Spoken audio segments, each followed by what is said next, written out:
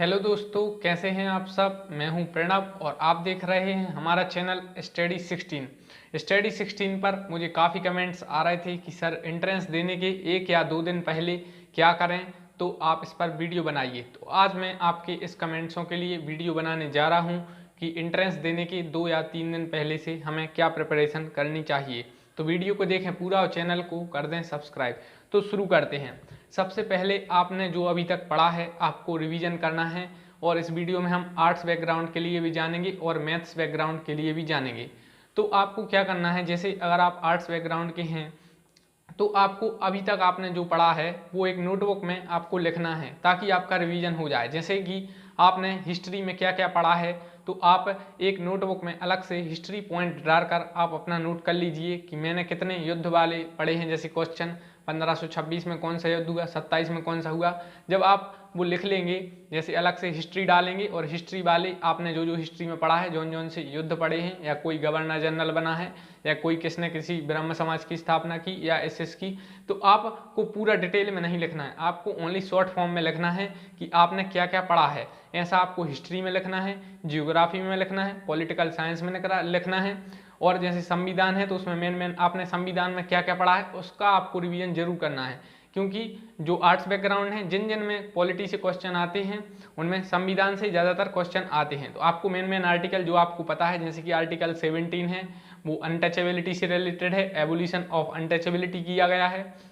Article 18 में उपाधियों का अंत किया गया है, एवोल्यूशन ऑफ टाइटल्स। और आपको याद रखना है कि फंडामेंटल राइट किस देश से लिए गए, फंडामेंटल ड्यूटी किस देश से ली गई। तो आपको वो एक नोटबुक में या आप एक पेज पर लिख सकते हैं कि हिस्ट्री में मैंने ये पढ़ा है। जो जो आपने पढ़ लिया है अभी तक वो आपको रिवीजन करना जरूरी है।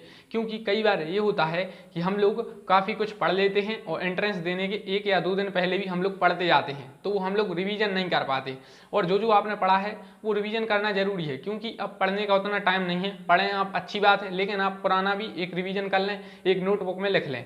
जब आप नोटबुक में लिखेंगे तो आपको खुद की गलतियां और आपको खुद से कॉन्फिडेंस नजर आने लगेगा। जैसे कि आप हिस्ट्री में लिख लेंगे कि मुझे ए बनता है, ए रिवीजन हो गया है, अब उसमें आपको कुछ चीज़ें कम दिखेंगी कि मैंने ये नहीं पढ़ा है, मैंने ये तो पढ़ लिया फंडामेंटल राइट इस देश से ली गई, लेकिन मुझे ये तो पता ही नहीं है कि फंडामेंटल ड्यूटी किस देश से ली गई। आप समझ रहे हैं ना। तो हिस्ट्री में आपको ये करना है।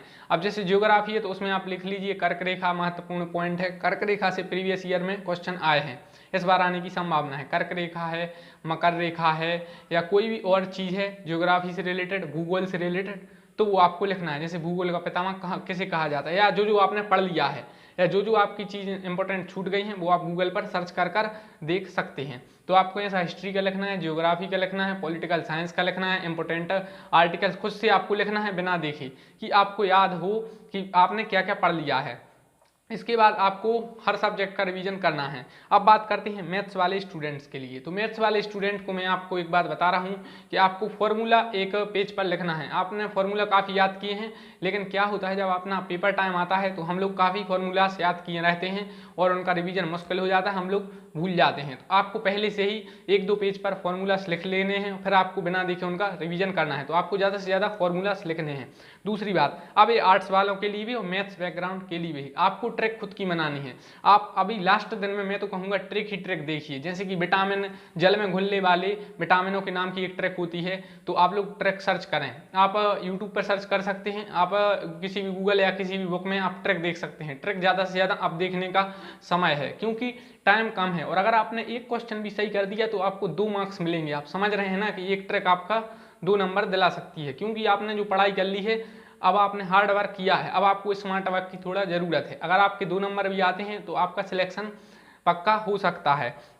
इस प्रकार से आपको ट्रिक्स बना लेनी है। जैसे कि वो हम लोगों ने एक ट्रिक देखी थी, बाबर, हुमायूं, अकबर, जहांगीर, शाहजहां और औरंगजेब, तो उसकी ट्रिक थी बादशाह। तो अब ये ट्रिक आपको रिवीजन करना है, वरना क्या करते हैं बच्चे, ट्रिक तो बहुत सारी पढ़ जाते हैं लेकिन वो एंट्रेंस एग्जाम में भूल जाते हैं। इसलिए मैंने आपको पहले ट्रिक ज़्यादा नहीं बताई थी। इसका कारण यह था कि मैं आपको पहले डिटेल में पढ़ा रहा था। मैंने आपको संविधान कितने डिटेल में पढ़ाया, तो इसीलिए अब आपको समय है कि आप उन ट्रैक्स को रिवीजन करें। जैसे कि मैंने जो भी ट्रैक बताई आप उनका रिवीजन करें। कर्क रेखा कितने राज्यों से गुजरती है, कर्क रेखा मध्य प्रदेश में से गुजरती है क्या, या यूपी से, या कहाँ क्या कर्क रेखा का वो है, इस प्रकार से या कोई भी आप ट्रैक्स बना लीजिए। आप मैथ्स वाले स्टूडेंट हैं तो आप लोगों ने जो भी ट्रैक या आप जिस प्रकार से आप लोग ऑप्शन की एलिमिनेशन मेथड यूज करते हैं तो उसकी आप प्रिपरेशन रखें।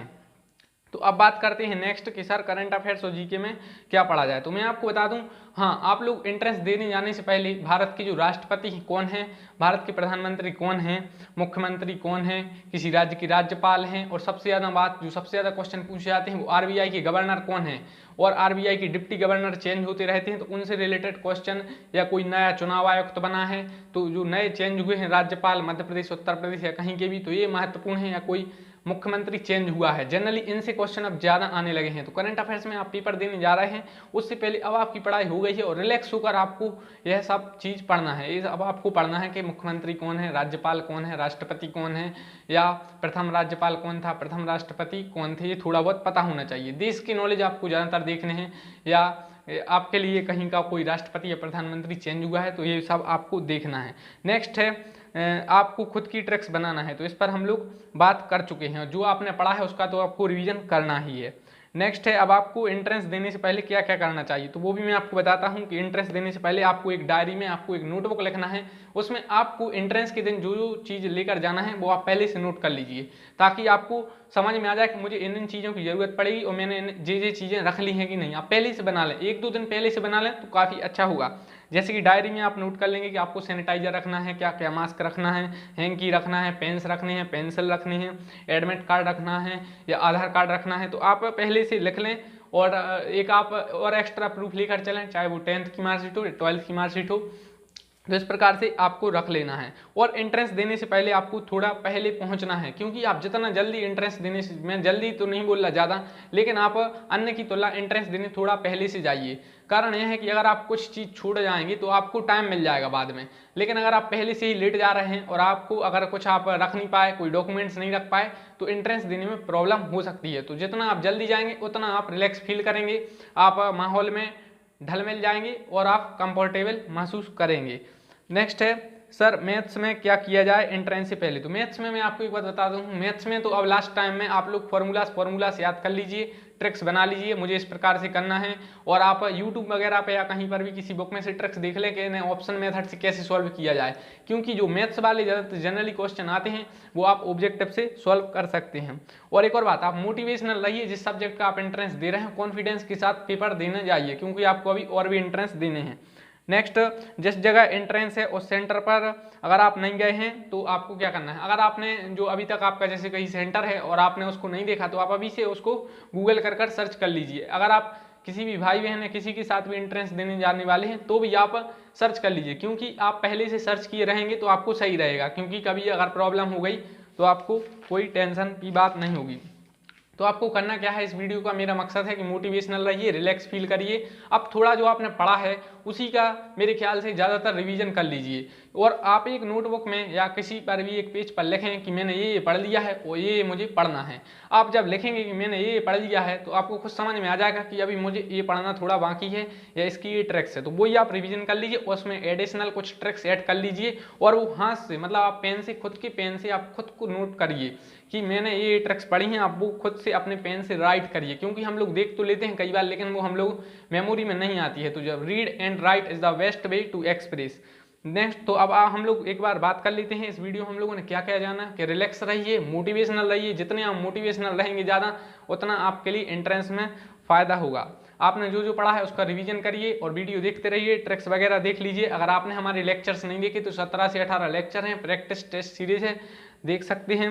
जो आपने पढ़ा है उसका आपको रिवीजन करना है। भारत के राष्ट्रपति वगैरह कौन है, प्रधानमंत्री कौन है, या IPL किस देश में खेल रहा है, थोड़ा बहुत आपको पता करंट अफेयर्स से रहिए, क्योंकि यह जरूरी है।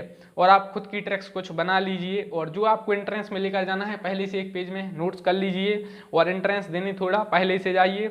और मैथ्स वाले लोग फार्मूलास याद कर लीजिए, और साइंस में भी कुछ आप फार्मूलास वगैरह याद कर सकते हैं, जैसे कि जल में घुलने वाले या विटामिन वगैरह, या विटामिन की खोज इसकी किसने की, थोड़ा बहुत ये देख लीजिए, ये इंपॉर्टेंट है। जौन अब हमें वो पढ़ना है जो ज़्यादातर आने की चांसेस रहते हैं, जैसे कि संविधान में आर्टिकल आते हैं, पार्ट्स आते हैं। इस प्रकार साइंस में आता है विटामिन ए की खोज किसने की, बी की खोज किसने की, विटामिन सी किस में पाया जाता है, विटामिन ए में गाजर पाया जाता है। इस प्रकार के क्वेश्चंस, या कोई भी जैसे कि इकोनॉमिक्स का पितामह किसे कहा जाता है, या इस प्रकार से क्वेश्चन। अब थोड़ा आप खुद सोचिए एंड एनालाइज करिए और मोटिवेशनल रहिए, रिलैक्स रहिए और टेंशन फ्री होने के साथ एंट्रेंस देने जाइए। तो बेस्ट ऑफ लक, मिलते हैं नेक्स्ट वीडियो में। उससे पहले अगर आपने चैनल को सब्सक्राइब नहीं किया है तो सब्सक्राइब करें, बेल आइकन को दबा दें। और अगर आप डॉक्टर हरि सिंह यूनिवर्सिटी या अभी तक आपने प्लेलिस्ट नहीं देखी तो उसमें जाइए और प्लेलिस्ट में काफ़ी वीडियोज़ हैं तो देखिए। Thanks for watching the video, thank you. But please like जरूर करें वीडियो को, थैंक यू।